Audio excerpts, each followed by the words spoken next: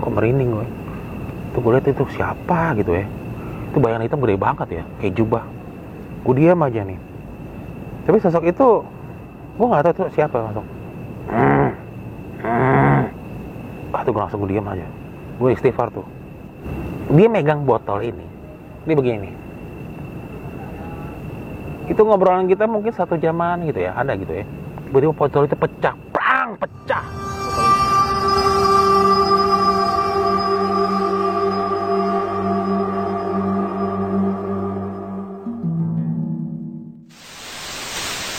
Assalamualaikum warahmatullahi wabarakatuh. Balik lagi bersama gue Indra di Besok Pagi Channel. Kali ini gue bersama Om Heru, yang mungkin sudah tidak asing lagi bagi kalian. Om Heru ini sudah sering hadir di beberapa channel YouTube, khususnya channel YouTube Cerita Pendakian Gunung.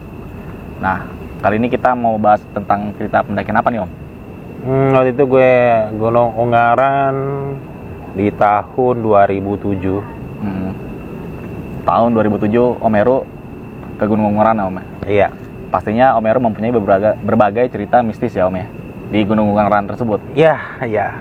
Nah, sebelum masuk ke cerita, mungkin buat kalian semua, Om Heru ini mempunyai channel YouTube, Om ya? Iya. Nah, channel YouTube apa, Om? Heru Survival Communication.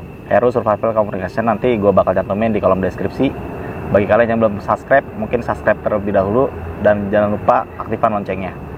Nah, Om, mungkin kisi-kisi sebelum masuk ceritanya nih, apa nih Om di Gunung Ungaran itu? Jadi memang waktu itu gue udah pas setelah studi di luar negeri selama 6 tahun dari 2001 sampai 2006, studi fotografi, balik lagi ke Indonesia. Terus memang pas lagi di kota Semarang itu memang ada bertemu dengan apa ya, kalau boleh dibilang distributor kamera. Ternyata ya Pak Edi itu memang senang naik gunung. Begitu dia tahu gue senang naik gunung, dia ngajakin. Dan memang tidak direncanakan, karena dia lihat pas gue nginep di hotel, dia lihat gue bawa tas keril, bukan tas yang biasa. Terus dia bilang, udah yuk, lu pernah belum naik Gunung Ungaran? Belum, karena Gunung Ungaran kan ya mohon maaf ya, bukan ini ya, ya kalau boleh dikatakan sama beberapa pendaki itu belum, nggak termasuk gunung favorit gitu. Ternyata ada kejadian bagi gue misteri dan mistis juga di situ, nggak disangka-sangka. Dan gue juga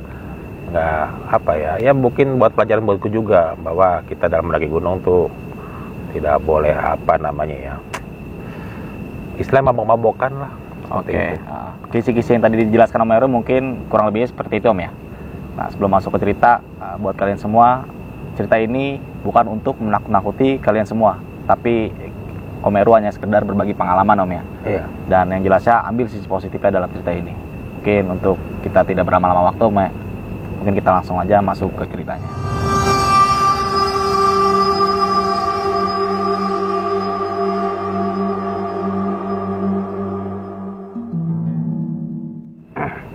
Oke, bismillahirrahmanirrahim. Assalamualaikum warahmatullahi wabarakatuh. Waalaikumsalam Salam sejahtera buat para pemirsa Besok Pagi Channel. Di sini gue bercerita di tahun 2007, gue naik Gunung Ungaran ya. Jadi mohon maaf nih ya, ini gue cerita pendakian gue di tahun 2007 itu bukan hanya dari pengalaman gue pribadi. Jadi waktu itu beberapa bulan kemudian emang gue pernah bertemu yang nggak sengaja di suatu kafe di daerah Senayan. Kita cerita-cerita. Sebenarnya gue hanya ingatan gue cuman 10-20%. Terus dia bilang, teman-teman yang waktu itu, ingat nggak waktu kita di Gunung Ungaran? Karena kenapa? Waktu di kafe itu memang ada teman kita masih doain alkohol. Oh iya. Akhirnya dari beberapa teman-teman gue yang pendakian waktu ke Gunung Ungaran, memang tidak direncanakan, akhirnya mereka bercerita di kafe itu. Jadi cerita ini gue cerita bukan dari sudut pandang gue pribadi, dari rangkuman teman-teman gue yang sependakian. Jadi kalau ada yang bilang, kok kejadian puluhan tahun lalu ingat, sampai sekarang ingat, ya pasti ingat. Tapi walaupun ingatan gue nggak sesempurna yang mungkin pendaki-pendaki yang kawakan ya. Tapi kan dari di sini, ini sekali lagi gue tekankan, ini bukan cerita gue sepenuhnya. Jadi gue merangkum semua cerita-cerita dari teman-teman gue di suatu kafe di daerah Senayan. Jadi waktu itu di tahun 2007, kalau nggak salah, setelah apa tuh, kalau Idul Korban tuh Idul Adha ya? Idul Adha. Kita ada undangan seminar fotografi di kota Semarang. Kalau nggak salah waktu itu gue nginep di hotel namanya Grand Candi, terkenal tuh bintang 5. Nah, setelah workshop fotografi ya biasa lah sharing berbagi ilmu tentang fotografi. Emang gue lebih senang memotret itu pemandangan alam. Akhirnya setelah acara selesai ngobrol-ngobrol, adalah namanya, sorry inisial ya gue panggilnya Edi aja ya. Kenapa? Karena sosoknya dia itu bukan sosoknya, orangnya ini ya, rambut kayak kribo. Jadi kalau gue lihat itu namanya ada ya, mungkin pelawak apa stand up komedi, Edi Brekele. Nah, ya. Gue panggilnya Brekele. Tapi tetap dia umurnya lebih tua dari gue. Bilangnya Mas Edi Brekele gitu. Ternyata orangnya tuh asik juga. Ngobrol-ngobrol, ternyata si Mas Edi itu memang dia mempunyai toko di daerah Semarang, toko kamera lah, distributor. Ngobrol-ngobrol ternyata dia itu aslinya orang Palembang. Ya cocok lah klub sama gua. Sama bokap gua ada keturunan Palembang, nyokap dari Jawa. Ngobrol-ngobrol.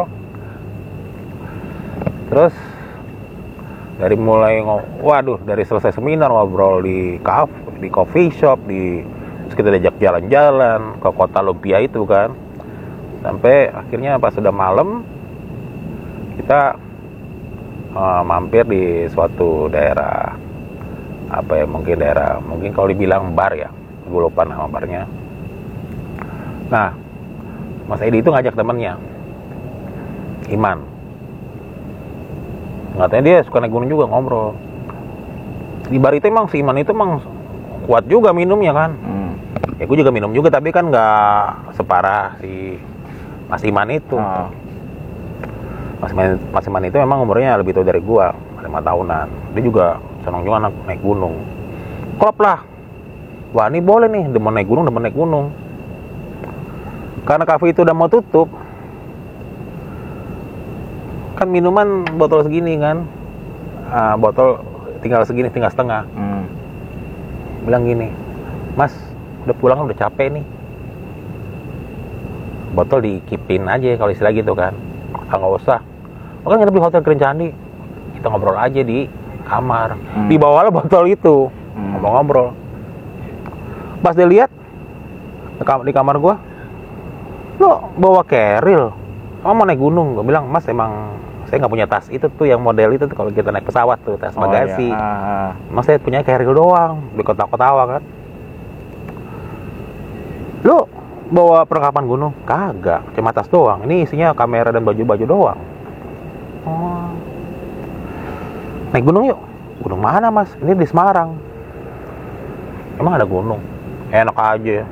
Ada gunung." Omongnya udah logat Jakarta. Emang pernah lama Jakarta, pernah kerja Jakarta. Masih main mah kontraktor. "Wah, Mas, gimana, Mas? Saya nggak bawa perlengkapan pendakian." "Udah, tenang. Kita pulang malam-malam itu, gila jam 11-an. Besok lo kesini, lo bawa tuh jaket, sleeping bag, sampai sepatu, sampai kaos kaki. Udah naik ke Gunung Ungaran. Gunungnya pendek kok. Itu kalau boleh dikatakan tempat wisatawan. Pasti lo suka. Apalagi demen motret." Singkat cerita, Mas Iman tuh pulang. "Mas, pulang hati-hati minum," kata Mas Edi. "Ini mah udah biasa. Enggak apa-apa." Nah, pas paginya biasa sarapan, nunggu dia datang lagi. Gue pikir dia datang dengan bawa perlengkapan pendakian kan.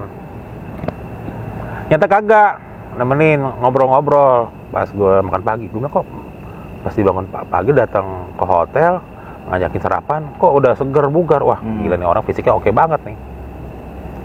"Mas, katanya mau naik Gunung Ungaran kita." "Nanti dulu, alat-alat nih nggak tahu nih, orang kok belum datang nih."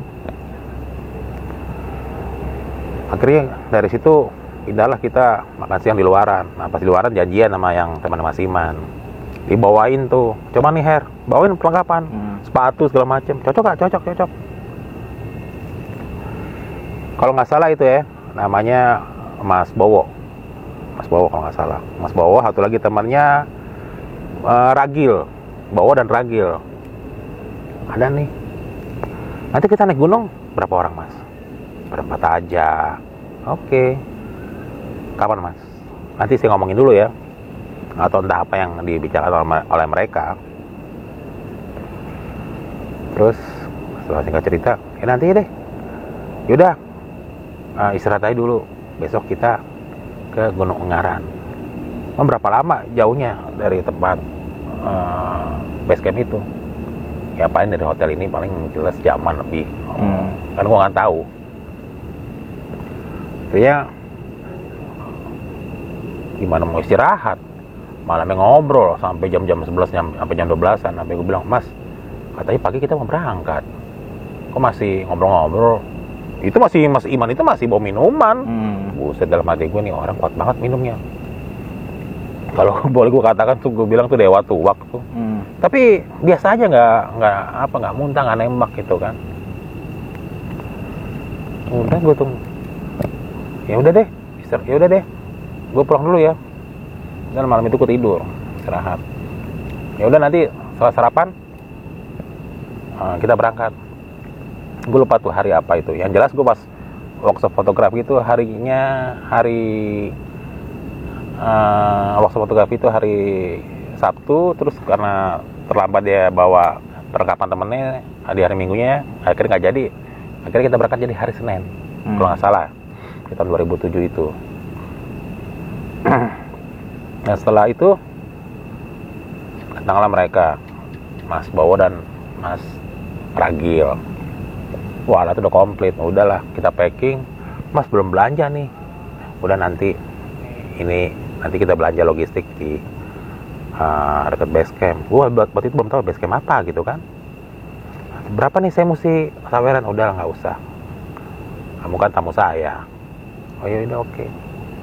Kita cerita kalau nggak salah ya waktu itu ya. Kalau nggak salah mohon maaf kalau gue salah ngomong. Itu nama base camp itu Promasan. Promasas. Iya gue Promasan. Bikin Promasan ya. Gue inget ya ini obat yang Promak itu buat lambung. Oh Promasan. Situ bagus pemandangannya. Ada kebun teh. Nantilah setelah kita turun gunung nanti kita jalan-jalan mau ke mana namanya Lawang Sewu dan macam-macam lah. Di daerah Semarang kan banyak kota-kota tua buat wisata. Katanya bagus buat spot foto. Jalan datang. Nah, dari pas setelah kita sarapan pagi, jalanlah kita naik mobil ke base camp itu. Nyampe terus kita beli perbekalan lah seperti biasa lah.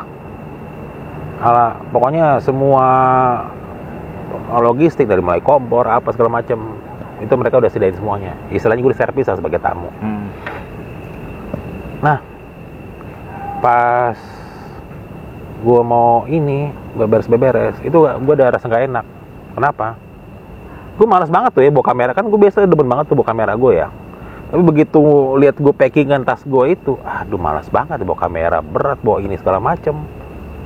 Udahlah mas, gue bilang Mas Edi, masih nggak bawa kamera ya, malas banget ya, repot nih. Ya jadi gimana dong? Ya pakai kamera mas aja, yang kamera pocket aja. Jadi nggak bawa itu. Ya kan saya kan di sini mau refreshing, bukan mau motret dan naik gunung, kan capek. Saya udah lama nggak naik gunung juga. Paling waktu itu cuman camping doang di sekitaran Gunung Salak. Oh gitu, ya udah deh. Terus kamera gimana? Udah titipin. Udah aman gua, kamera aman. Berangkatlah kita. Sorry mohon maaf agak longkang. Kita berangkat pagi sampai di base camp itu kalau nggak salah tuh ya karena sana mampir sini sekalian belanja logistik sampai siang jam 11-an. Nah setelah masalah izin apa gimana urusan mereka lah, gue diam aja. Nah ada yang aneh, ada satu pertanyaan kayaknya mungkin ya kalau dibilang kalau sekarang ranger ya, kalau dulu mungkin dibilangnya apa kuncen kali ya. Ingat ya pandangan di gunung ini yang setahu gue, yang gue ingat banget sampai sekarang, jangan bawa minuman keras, alkohol. Gue langsung diam kan, Mas Iman diam aja. Dalam hati gue jangan dibawa. Oke. Ngobrol ngalor ngidul. Udah itu pas pertengahan jalan nih dari mulai base camp 1 ke pos 1 kurang lebih jalan sekitar 1 jam ya, 40-50 menit. Akhirnya gue diem aja jalan. Udah tenang aja, landai gini. Kalau nggak salah gunungnya katanya ketinggian 2000, kalau nggak salah 2050. Lewatin ke Bonteh tuh kalau nggak salah ya. Jalan. Cuman sepanjang jalan itu Mas Iman tuh ngerokok aja. Akhirnya gue kan, karena gue inget dari pesan yang orang di bawah itu, jangan bawa ini. Ya mohon maaf, mungkin gue usil kali ya. Mas, gue bercanda. Mas, bawa minuman. Udah lo diam aja. Kan tempat ini kan dingin, gue butuh yang hangat, kan enak kalau di gunung kita minum alkohol, bareng kita hangat. Tidur juga enak, nyenyak. Begitu ngomongnya. Nah, Mas bawa itu dan Ragil kaget begitu Mas Iman ngomong gitu. Loh, kok bawa minuman ya? Waduh. Gue tanya, Mas bawa, Mas Ragil kenapa sih? Ya itu.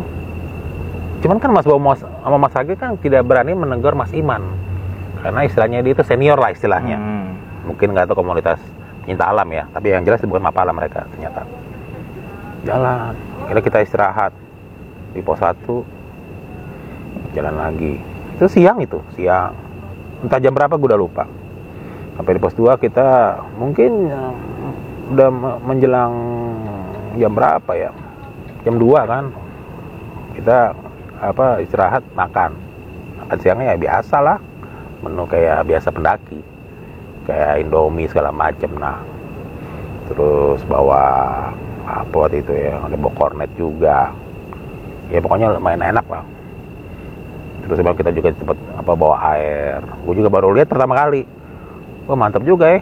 Gue baru pertama kali tuh lihat ada namanya, kalau dibilang kalau sekarang water tank tuh ya. Wah asik juga nih ya. Pikir jerigen kan, wah water tank nih, boleh juga beli di mana nih? Udah nanti saya anterin, nanti saya kasih setelah kita turun gunung. Nah, jalan terus. Gila, perjalanan itu memang Gunung Unggaran itu karakteristiknya memang landai.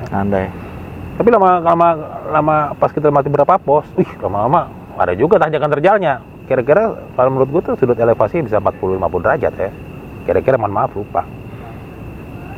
Nah, dari yang gue rangkuman dari yang Mas Bowo dan Mas Ragil yang gue ketemu beberapa bulan lalu di satu kafe, dia bercerita ke gue dan sekarang gue ceritakan ke Besok Pagi Channel. Pas di kita mungkin pos 3 ya, itu udah menjelang asar. Terus kok asar gitu ya? Kok langit kok mendung? Ya, mau kita udah siap-siap kan? Wah, mau jalan-jalan, mau hujan nih kan? Udah, kayaknya kata Mas Iman, udah nggak hujan. Di Bokara Ansolnya dia minum tuh, kaget juga. Dan memang kebetulan di situ ada beberapa pendaki juga, walaupun hari biasa ada pendaki. Kaget ngeliat kayak gitu kan. Ditaruh lagi, tutup, tapi nggak taruh di luar minumannya, taruh. Nggak tahu entah apa di perbincangan pendaki sembari nunjuk-nunjuk gitu kan. Gue liatin aja. Terus yang gue heran tuh Mas Bowo dan Mas Ragil, kok kayaknya gimana gitu, kayak gelisah gitu loh. Kan gue tanya, Mas kenapa sih? Nggak apa-apa. Ya kan mungkin nggak berani negor Mas Iman karena dia senior kan. Yang gue heran juga, yang si Mas Edi juga diam aja. Udah Her, gimana Her? Dia hanya sibuk mencoba kamera tipe baru yang model pocket gitu. Dia yang barunya udah digital. Dicoba Her, gimana Her? Coba ya, gue tes tuh kamera. Gimana nih pengaturan gini-gini. Begitu kamera gue giniin, maka Mas Iman, jangan difoto. Oh iya maaf Mas, Iman posisi lagi minum. Nah Mas Edi itu juga, Man lo gimana sih lo Man? Ngapain minuman lo bawa ke sini? Udahlah gila. Gue sekali refreshing. Kan lo kan ini kan tamu lo juga. Kan gue sekalian mau belajar juga sama Her, mau belajar foto-foto.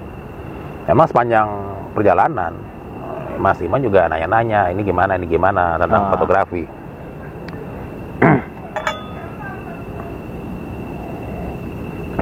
Nah, begitu udah mau masuk maghrib, gue entah di pos berapa, akhirnya kita ngecamp. Dibilang begini, mau lanjut apa gimana? Ini kita ngecamp biasa, terus biasalah masak segala macem. Nah di kala itu gue yang bagian masak. Ayo dong nih, saya mau lihat nih anak Jakarta bisa nggak masak. Ya gue bisa aja mas, cuma Indomie doang. Ya. Gue mau ambil air, tuh ambil air di mana? Itu di belakang tenda. Ya gue cuek aja. Jadi merinding man. Minum gak mau ambil ini air menuang gini nih, kan apa namanya nesting ya. Nuang gini, kok merinding gue. Tuh gue lihat itu siapa gitu ya. Itu bayangan hitam gede banget ya, kayak jubah. Gue diam aja nih. Tapi sosok itu gue nggak tahu tuh siapa masuk. Tuh gue langsung diam aja. Gue istighfar tuh. Merinding. Dalam hati gue istighfar, terus gue baca doa yang bisa gue Anas kalau nggak salah gue baca. Itu sampai begitu gue nuangin itu air tuh sampai luber. Nah begitu luber itu kan nasi akhirnya jatuh, tuh kan bunyi kelontang. Akhirnya kenapa? Nggak apa-apa. Udah lah gue masak.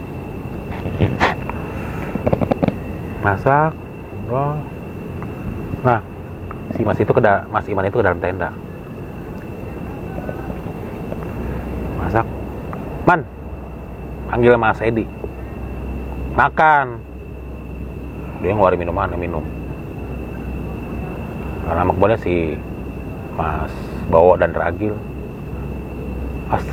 Istighfar, Mas nggak, mungkin nggak kesel gitu kan. Mas jangan minum mas di sini, aduh ya ampun, jangan minum. Udahlah diem aja. Dia dengar lo ke Jakarta, diem aja lo. Ya, karena mungkin dia senior gitu ya. Diam aja lo, apa tahu apa sih lo? Minuman gue yang beli. Gue kan nggak ngerepotin lo. Kalau berisik amat, gue diem tuh. Ada beberapa pendaki di situ dekat kita. Kalau nggak salah 2 tenda. Apa Mas Iman begini? Mau minum gak lo? Biar badan lo hangat. Gue juga minum. Emang hangat ya kan? Kira Mas Iman mau makan. Nah, sepanjang makan ngobrol, dia megang botol ini.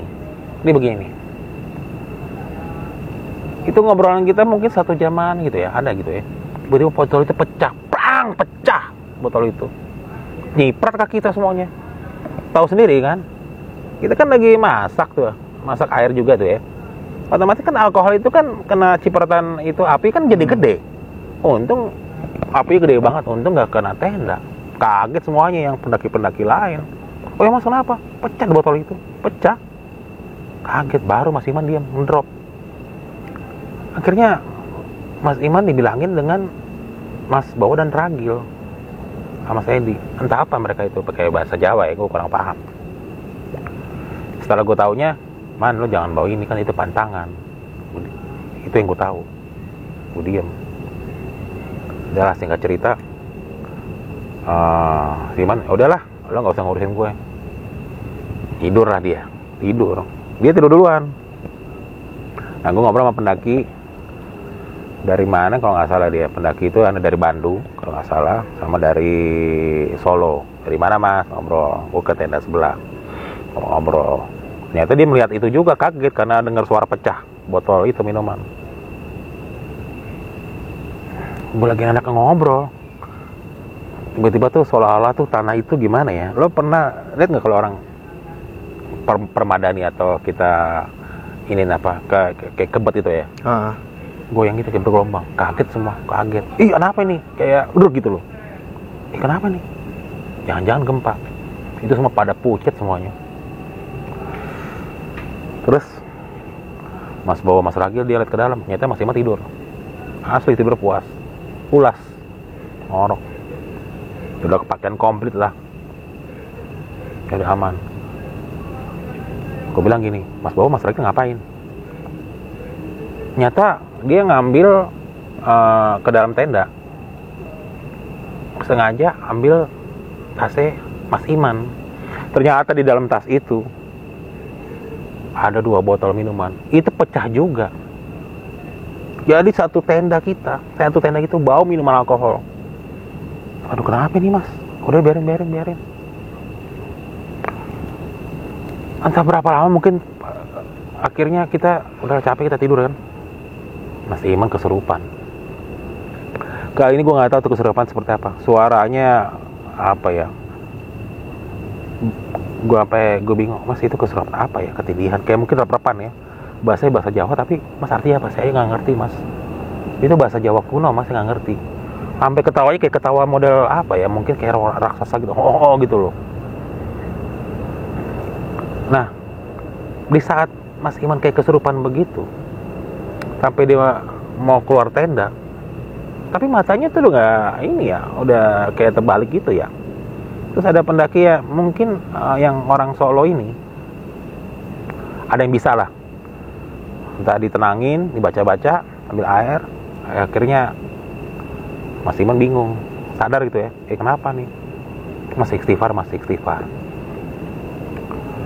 Gue diam aja gini. Apa ya?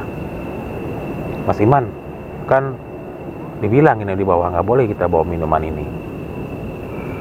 Iya. Emang Mas Iman apa tadi? Kayak rep-repan. Dia diem aja. Udah nggak tahu saya kenapa gini. Ntar aja ceritanya. Kan kaget gue. Ntar ceritanya. Seolah-olah kayak dia merasa masuk apa gitu ya. Masuk dimensi apa kan? Menurut gue, feeling gue. Udah tidur, kita lagi anak tidur. Malam itu kita tidur tetap cukup nyenyak tuh. Jam 3 pagi gue inget banget tuh. Jam 3 pagi atau jam 4 pagi, mungkin mau subuh gitu ya. Mas Iman kesurupan lagi. Untuk yang kedua kali, Om. Tapi kesurupannya aneh, gaya monyet. Monyet kayak gimana sih ya? Kalau kita gaya monyet tuh ya. Kalau mungkin lo pernah lihat orang bisa silat gaya monyet seperti itu. Lagi-lagi yang pendaki dari Solo nyembuhin Mas Iman. Gue lupa nama pendaki itu. Tapi yang jelas orangnya udah cukup mungkin seumuran Mas Edi sama Mas Iman. Udah cukup tua lah. Dia itu pakai model apa ya? Kayak belangkon gitu. Ya, dikala itu mah pakaian itu mah udah identik. Ya biasa lah, pendaki banyak macam-macam gaya ya. Kira Mas Iman tertidur nyenyak. Bangun-bangun, kita lanjut ke mau muncak kan. Emang deket banget sih. Kira kita setelah Mas Iman susah dibangunin, ayo Mas, muncak yuk. Dia nggak mau ikut. Badan gue capek banget badan gue. Yaudah kita muncak. Tapi nggak dapat sunrise. Ya muncak seperti biasa. Gue ini lagi, Mas Iman, ayo dong, katanya mau nanya foto nih, gimana foto. Ya percuma nggak dapat sunrise. Iya, tapi kan ini saya mau ngasih tahu nih foto-foto. Udah nggak apa-apa, gue nggak enak badan. Yaudah Mas Iman istirahat. Nah Mas Iman itu memang di tenda. Kebetulan di tenda yang sebelah juga ada yang nggak ikut muncak, ada pendaki. Dia kalau nggak salah nggak enak badan juga, mungkin kakinya kram, katanya begitu. Jalan kita muncak, foto-foto, ya kan. Turun lagi kita kembali ke tenda itu. Mohon maaf ya, gue udah agak lupa nih, karena gue rangkuman dari cerita Mas Bomo dan Mas Ragi yang gue ketemu itu. Kita singkat cerita, setelah kita muncak, beberes, terus kita turun. Biasa kan packing. Mas Iman begini, kok bawa minuman ya? Mas Ragi bilang, botolnya pecah Mas, itu belingnya. Ribut lah Mas Iman, lo nggak bisa minuman gue ya, kurang ajar, caci maki kayak begitulah. Mas, kata Mas Edi bilang, hei Man, jangan ngomong gitu. Ya mohon maaf ya, mungkin kebun binatang ya. Lo nggak bisa minuman gue? Minuman gimana dia habisin? Itu botolnya pecah kok, pecah sendiri. Nggak mungkin botol pecah sendiri. Mas Iman sendiri ngeliat pas lagi kita nunggu makanan mateng, sembari megang botol pecah. Dia diam tuh. Kita turun, kan biasa kita carrier kan, ini. Set. Yuk naik. Begitu naikin carrier ke Mas Iman, ngejoprak. Waduh, Man, kenapa Man, kata Mas Edi. Tahu kenapa ya? Padahal gue nggak apa-apa kok, kayak carrier gue berat banget. Yaudah sini aja deh, tukang carrier. Carrier gue waktu itu carrier biasa ya, mungkin ukuran 40-50 liter. Udah Mas Iman bawa carrier gue aja. Yaudah, ini carrier lo. Dinaikin lagi, jatuh lagi. Wah, lo gimana sih, kata si Mas Edi, lo ngerepotin gua aja lo. Emang lo kenapa sih lo? Ya nggak apa-apa. Yaudah dah, lo nggak usah bawa carrier, udah deh. Akhirnya gue bawa 2 carrier, yang gede mah yang carrier gua. Singkat cerita kita turun.